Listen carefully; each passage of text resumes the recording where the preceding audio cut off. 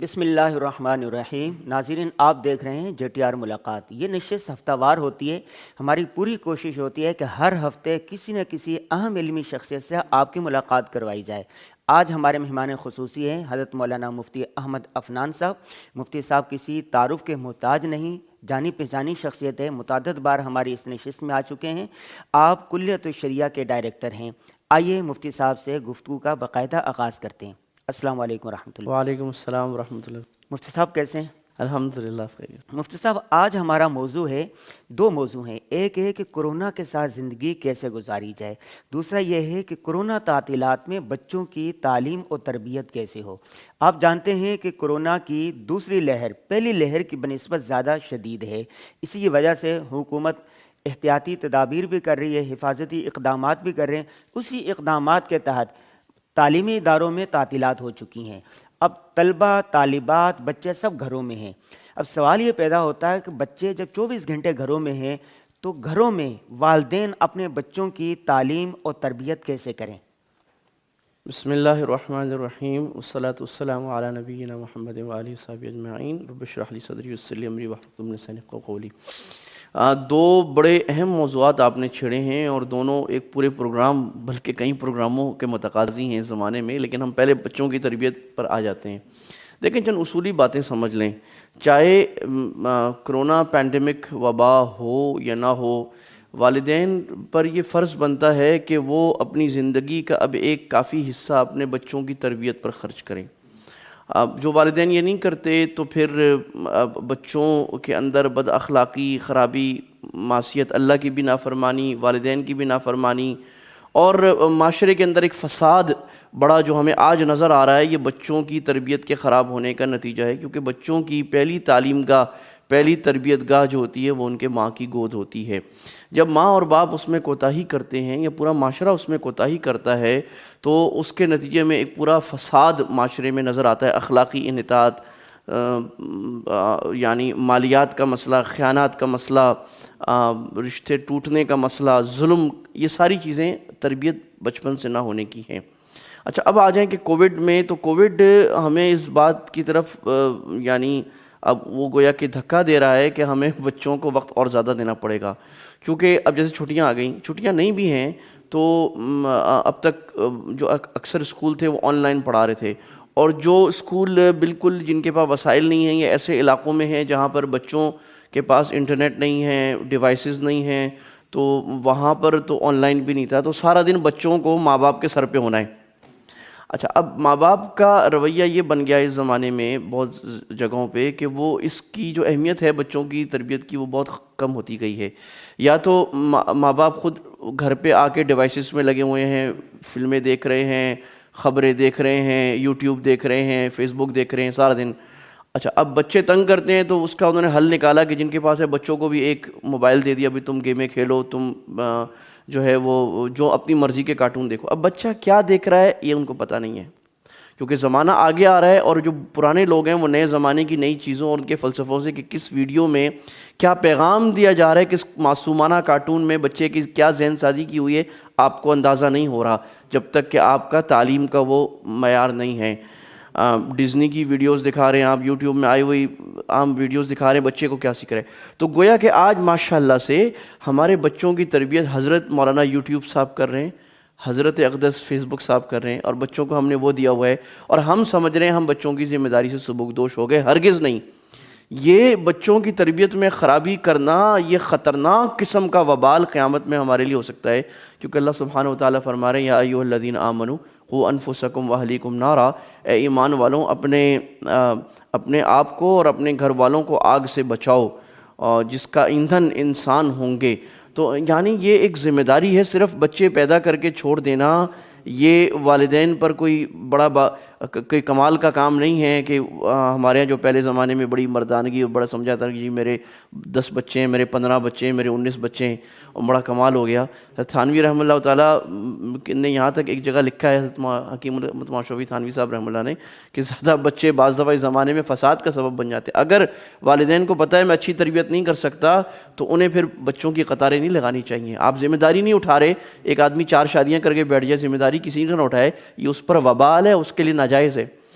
یعنی جتنے بچے ہوں ان کی تربیت کریں. تربیت کا آپ سوچیں نا تمام، میں کتنوں کو وقت دے سکتا ہوں، کتنوں کو تربیت کر سکتا ہوں. ایک کامیاب معاشرے پر ایک بوجھ نہ بن جائے میرا بچہ جا کر کہ یہاں سے خیرات لے رہے ہیں، وہاں سے خیرات لے رہے ہیں، نہ تعلیم ہے، نہ تربیت ہے، نہ اخلاق ہے، بلکہ وہ معاشرے کا وہ کارآمد فرد بنے جو معاشرے کو کچھ دینے والا ہو، وہ دین سیکھ کر آگے پھیلانے والا ہو، معاشرے میں خیر پھیلانے والا ہو.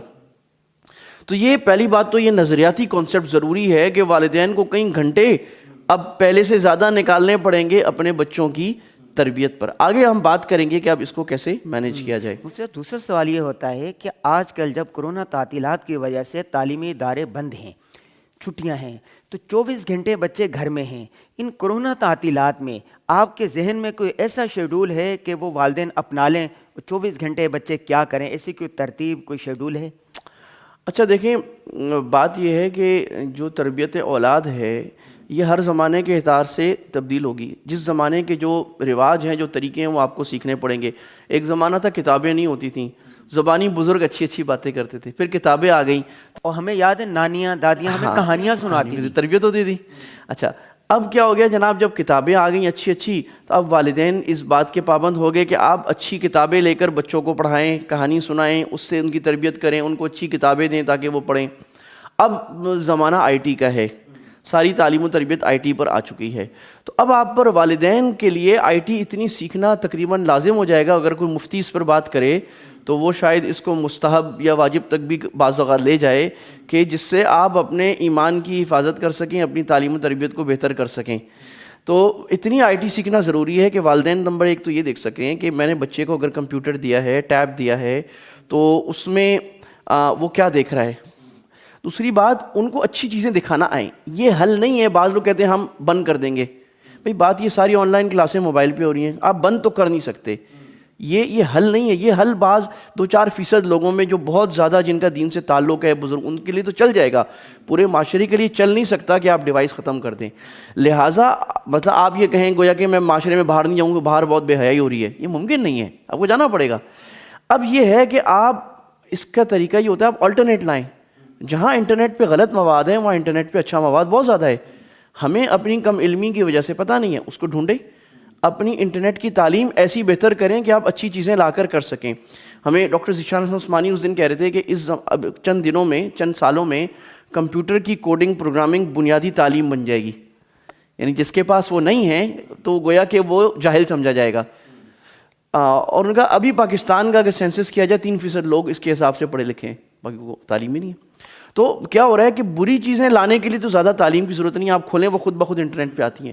اچھی چیزیں دکھانے کے لیے آپ کو تعلیم کی ضرورت ہے، تربیت کی ضرورت ہے، پڑھنے کی ضرورت ہے. دیکھیں مغرب نے اس کو ڈیل کیا کیونکہ انہوں نے یہ جن نکالا ہے، وہ اس کو قابو کرنا بھی جان گئے. عجیب بات ہے، پاکستان میں غلط چیزیں انٹرنیٹ پہ زیادہ دیکھی جاتی ہیں، امریکہ میں کم دیکھی جاتی ہیں. عجیب بات ہے، یہ اعداد و شمار ہے. اس کی وجہ یہ ہے کہ انہوں نے یہ طریقہ سیکھ لیا ہے کہ بھائی یہ بات کہ اس کے اچھا استعمال کیسے کرنا ہے. ہزاروں ایجوکیشنل ایپس اور انٹرنیٹ ہیں جو آپ کو تعلیم تربیت سکھاتی ہیں. مسلمانوں نے اس پر کام بہت دیر سے شروع کیا، لیکن شروع ہو چکا ہے، کچھ نہ کچھ ہو رہا ہے، اس کی حوصلہ افزائی کرنی چاہیے. اسلام 360 ایپ ہے اور اس طرح کی بہت ساری ہیں جو دینیات انٹرنیٹ کے ذریعے سکھا رہے ہیں. تو آپ کو دنیاوی اور دینی تعلیم، عصری اور دینی تعلیم کی ایپس دیکھنی چاہیے، وہ اپنے بچوں کو لگا کے دینی چاہیے. آج کل اتنی دلچسپ ایپ آئی ہوئی ہیں، education.com مثلاً ہے، وہ تھوڑے سے پیسے آپ سے لیتے ہیں اور وہ بچوں کو آپ کو پوری میتھس، انگریزی، سائنس، دنیا کی معلومات دے دیں گے. اسی طرح اسلامی تعلیمات، لوگوں نے اسلامی ٹی وی چینل بچوں کے لیے کھول لی ہیں اس وقت. بعض پیسے لے رہے ہیں، بعض فری کے ہیں. اس میں وہ اخلاقی مواد دکھا رہے ہیں بچوں کو، جس میں بچوں کی تربیت، آداب، دین، اخلاق اور جائز تفریح، اس طرح کی چیزیں دکھا رہے ہیں. تو آپ کو وہ ڈھونڈ کر بچوں کو وہ دکھانا پڑے گا، وہ بھی محدود وقت کے لیے. یہ نہیں کہ آپ نے 4-6 گھنٹے بچے کو کمپیوٹر پہ بٹھا دیا، ٹی وی پہ بٹھا دیا، جا کے چھوڑ دیا. یہ تو یہ ایک اور مصیبت کا سبب بنے گا. ایک بات تو یہ ہو گئی. دوسری بات یہ ہے کہ بچوں کی یعنی اب جب آپ کو وقت دینا ہے، گویا کہ میں یہ کہا کرتا ہوں جب ہم ورکشاپ کراتے ہیں تربیت اولاد کی، کہ بھائی آپ اپنی زندگی میں نہیں سدھرے نا تو آپ سدھر جاؤ. کیونکہ اب اگر آپ نہیں سدھرے آپ کے بچے بھی خراب ہوں گے. اگر آپ نے خود دین کا علم حاصل نہیں کیا، اب آپ دین کا علم حاصل کیجئے. اب آپ قرآن حدیث کے صحابہ کے واقعات پڑھیں، صحابیات کے واقعات پڑھیں، مسائل پڑھیں، تاکہ آپ بچوں کو پڑھا سکیں. دن میں 10 منٹ آدھا گھنٹہ کم سے کم آپ نکالیں جو بچوں کو کہانی سنائیں. آپ خود سوچیں, ہمارے سامعین سوچیں, کیا دن میں کوئی ایسا 1 گھنٹہ آدھا گھنٹہ ہے جس میں آپ اپنے بچوں کو صرف وقت دے رہے ہوں؟ نہ آپ کے ہاتھ میں کتاب ہو, نہ موبائل ہو, کچھ بھی نہیں ہو. آپ ہو اور آپ کا بچہ ہو, اور آپ اس کو اپنی بڑوں سے سیکھی ہوئی میراث اور وہ روایات منتقل کر رہے ہوں, وہ تہذیب منتقل. کوئی وقت ہے آپ کا ایسے؟ نہیں ہے, تو انتہائی شرمندگی کی باعث ہے. اور آپ اپنی اولاد کو زندگی میں گھڑا کھود کر ڈال لیں, پھر جب بڑا ہو کر آپ کے منہ پر بدتمیزی کرے گا تو آپ شکوہ نہ کیجیے گا کہ مولوی صاحب بچے تو بات نہیں مانتے. آپ نے کام ہی کیا تھا. مولانا طارق جمیل صاحب ایک بتا رہے تھے کہ ایک صاحب میرے پاس ایک بچے کو لائے اور کہا کہ مولوی صاحب یہ بچے کو بات کرنے کی تمیز نہیں ہے, میرے سے بدتمیزی کرتا ہے. میں نے کہا آپ نے اس کو کہاں پڑھایا؟ کہاں امریکن اسکول میں پڑھایا. جب بڑا ہو گیا میں نے اس کو برطانیہ یا کہیں باہر ملک پڑھانے کے لیے بھیج دیا. تو مولانا فرما رہے, میں نے کہا کہ یہ تو ابھی کم کر رہا ہے. آپ نے اس کو جو اس کے ساتھ جو تعلیم دی ہے اس کا تقاضا یہ تھا کہ صبح 2 جوتے آپ کو مارتا, شام کو 2 جوتے مارتا. آپ نے اس کو آداب تو سکھائی کوئی نہیں. آپ نے اس کو باپ کا ادب جو اسلام نے ہمیں سکھایا, ماں کا ادب, بڑوں کا ادب, احترام, تعلیم, تربیت, وہ تو دی نہیں آپ نے اس کو. تو جو آپ نے بویا ہے وہی آپ کاٹیں گے. تو لہٰذا اس میں بچوں کو کوئی اچھی کتابیں, اچھے واعظ ان کی زبان میں آپ کو پڑھانا. میں الحمدللہ اب تک اتنی مصروفیت, اور رات کو بچوں کو آدھا گھنٹہ کہانی سناتا ہوں. کوئی اچھا منٹور ہونا بھی ضروری ہے. میں ابھی تک کہانی سناتا ہوں اور بچے اس کہانی کا انتظار کرتے ہیں جتنے بڑے ہو جائیں کہ بھی کہانی سنائیں. میں تنگ بھی ہوتا ہوں کبھی, بعض دفعہ میں پڑھ رہا ہوتا ہوں مصروف ہو کر نہیں سنائیں. دوسری چیز جو ہے, تیسری چیز بلکہ, وہ بچوں کی جسمانی نشو و نما ہے. جتنا آپ بچوں کو اندر کمرے میں بٹھائیں گے ان کی نشو و نما خراب ہوگی. لہٰذا ضروری ہے کہ آپ ان کو کسی جسمانی کام میں لگائیں, کسی کھیل میں, بھاگ دوڑ میں لگائیں, فٹ بال میں لگا دیں, کراٹے میں لگا دیں, جمناسٹک میں لگا دیں, کرکٹ میں لگا دیں. کسی ایسے کام میں لگائیں جس میں اس کی جسمانی ورزش ہو, وہ بھاگ دوڑ کرے, سائیکل چلائے, کچھ نہ کچھ کرے. کیونکہ اگر آپ جسمانی اس کی نشو و نما میں نہیں اس کو کرتے تو ظاہر ہے اس کی جو دماغی نشو و نما ہے وہ بھی خراب ہوگی, مینٹل, اور وہ گھر میں بند ہو جائے گا اور فضول چیزیں دیکھے گا. ہمارے ہاں کہا جاتا ہے, فارسی کا مقولہ ہے, خانہ خالی رات دیوں میں گیرت, کہ خالی دماغ میں شیطان آ جاتا ہے. تو بچہ پھر غلط خیالات آئیں گے. جب تک بچے کو اتنا مصروف رکھنا ہے اور اتنا تھکا دینا ہے کہ رات 9 بجے جب وہ بستر پہ جائے تو یوں کر کے بس لیٹتے ہی 1 منٹ میں سو جائے, اس کو فارغ نہیں چھوڑنا آپ نے. یہ ایسا جن ہے, اگر آپ نے فارغ چھوڑا تو آپ وقت بھی ضائع کر رہے ہیں اور بچے کی تربیت کے اندر خلل بھی پیدا کر رہے ہیں. تو یہ ضرور. اچھا, اب ہوتا کیا ہے, میں بہت سارے دیکھتا ہوں والدوں کہ بچے کو کہتے ہیں جا کے جاؤ کھیلو باہر. بھئی آپ بیٹھ کے موبائل دیکھ رہے ہیں, پلنگ پہ صوفے پہ بیٹھ کے سارا دن کتاب پڑھ رہے ہیں. بچہ آپ کے خیال میں جا کے بھاگے گا, دوڑے گا؟ کیسے دوڑے گا؟ بچہ تو آپ سے انسپائر ہوتا ہے. بچے کے ہیرو آپ ہیں. بچہ آپ کے الفاظ کو نہیں دیکھتا, آپ کے عمل کو دیکھتا ہے. آپ اگر بچے کے ساتھ جا کر 5 منٹ 10 منٹ فٹ بال کھیل لیں گے, بچہ پھر 2 گھنٹے بھی کھیلے گا. آپ نے تھوڑا سا اس کے ساتھ دوڑ لیا تو بچہ زیادہ دوڑے گا, وہ دیکھے گا آپ کیا کر رہے ہیں. اس کے حساب سے بچے کو اپنے ساتھ لے جانا آگے کسی نہ کسی کام پہ, اور پیدل یا دوڑ کر یا کسی جسمانی ورزش میں ڈالنا, یہ بچے کے لیے ضروری ہے. مفتی صاحب, یہ تو آپ نے بچوں کی تعلیم اور تربیت کے حوالے سے چند رہنما اصول بتا دیے. اب ایک سوال یہ بھی پیدا ہوتا ہے, یہ جو کرونا ہے, کہا جا رہا ہے کہ یہ کئی مہینے بلکہ شاید کئی سال تک رہے. اب ہمیں کرونا کے ساتھ ہی زندگی گزارنے کا عادی ہونا ہوگا. ہم کرونا کے ساتھ کس طرح زندگی گزار سکتے ہیں؟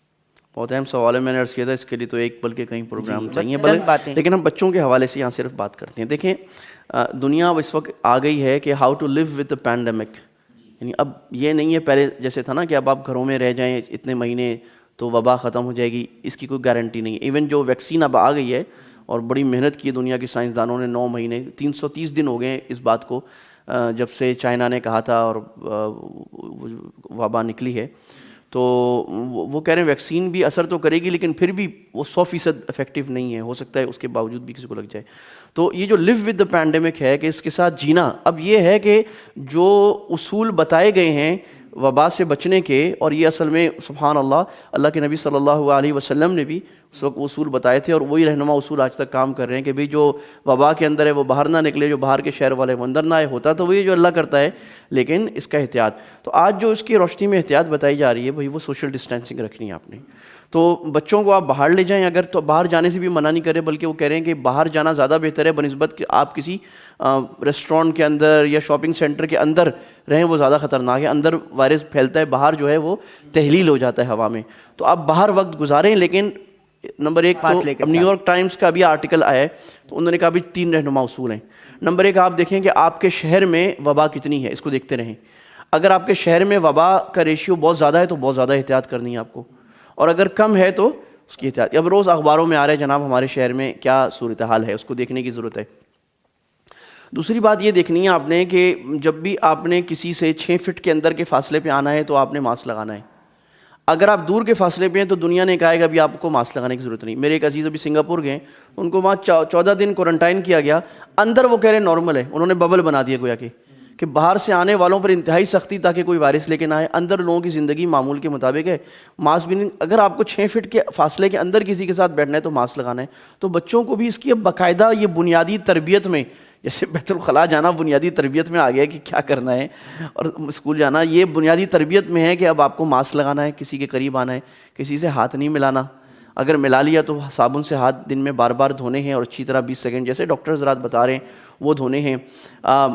نمازوں میں بھی فاصلہ کرنا چاہیے. ہمارے علماء کرام اس کا بھی خیال کریں. پہلے بھی کیا تھا، ابھی بھی حکومت کے ساتھ ہمارے علماء نے بیٹھ کر یہ طے کیا ہے کہ جناب فاصلہ ہو، شریعت کا تقاضا ہے. اور یہ بچوں کو بات سکھا لینی کہ آپ نے دور سے ہاتھ یوں کر لینا ہے، مصافحہ نہ کریں، زیادہ ماسک لگائیں جب قریب ہو، اور ان چیزوں کی احتیاط کر لیں. اگر کسی کو کوئی علامات ہو اس کی زیادہ احتیاط ہو، اس کا ٹیسٹ کرایا جائے.